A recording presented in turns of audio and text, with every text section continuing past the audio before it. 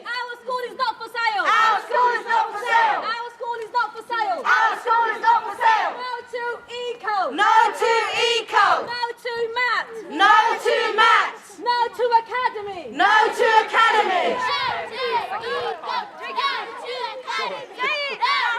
Today, the teachers at Avenue are participating in a strike. They had a ballot a few weeks ago where the majority voted to strike against the implementation of academies. We've been trying to engage with the school since July when we first found out that they were considering becoming part of a MAT.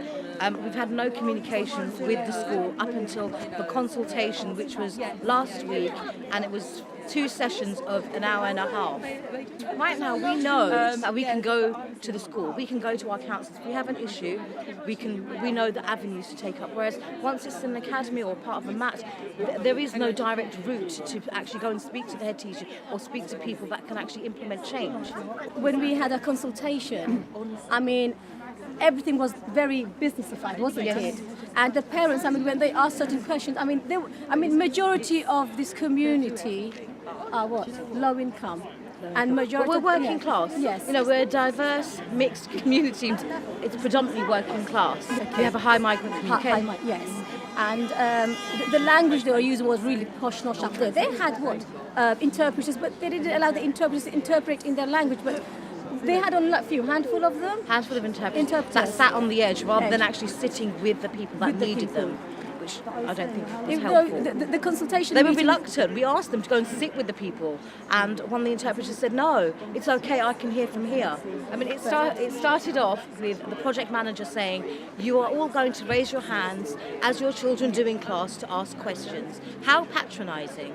How patronising! Yes, but to be honest, we do not have full confidence in our head teacher, the governing board, and the Eco Trust. It's not Eco, it's Echo. So even when they were presenting, half of them said Eco, half of them said Echo. It's like, get your name right. And we demanded for parent ballot. They literally denied it at the spot. Go, girl.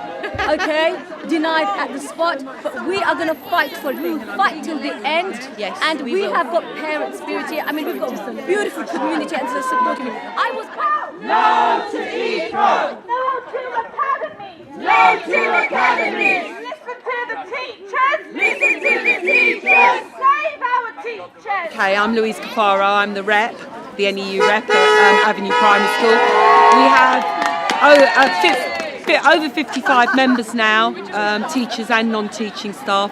The membership has increased since we started campaigning against the academisation of Avenue Primary School. There's no reason to become an academy. We believe, like local schools in the area, we should belong to the local authority. The land and the school building should remain with the local authority, and staff should be employed by the local authority. We don't believe school is a business. There's no room for financial directors. As you can see, the staff and the parents of this school are united in demanding a ballot. We think that's the only democratic way to decide whether a school should become an academy, but they are afraid to have a ballot because it would clearly go against them. This is Shabina, one of the parents who's got a very loud voice. Excellent. Good on you. I'm sorry to have interrupted your chanting. That was absolutely fantastic. I'm really inspired by you.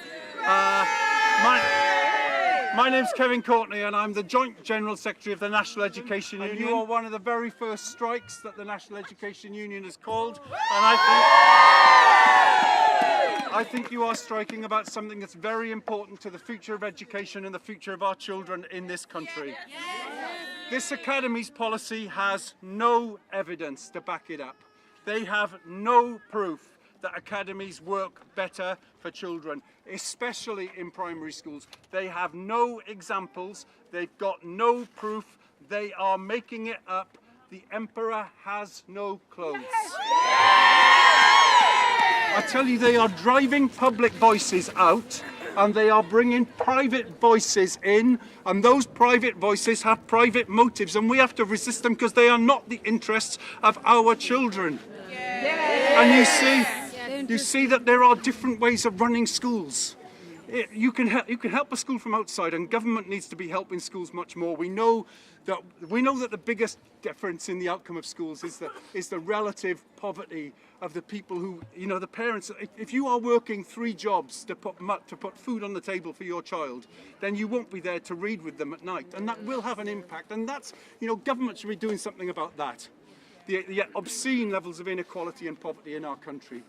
But if you're thinking about how you improve things within a school, there's a really hard way of trying to improve teaching and learning, and there's a really easy way of changing the kids. And that's what we're seeing in lots of academy trusts, huge numbers of exclusions. Get the kids out of your school that aren't going to get good results. Change the children, make it harder for local people to get their children into the school, and then say, because you've only got children who are going to do well in the first place, say that's your success. Yes. And say because they've succeeded, that's why you say you deserve as much money as the Prime Minister. I tell you, these private motives, they distort education. They mean local children don't get a chance. And so you are absolutely right. And I think it's so welcome that parents are here with teachers and support staff at this strike. You are so right to be taking a stand on this. Action speaks louder than words. Okay? So if I could do it, majority of parents has opened their eyes. And they're just scared. I felt the fear, the intimidation in his voice that day. So, as I said to the parents, fight for what is your right. Fight for the interests of our children. Yes, interests of our children. They're our future. They are our future.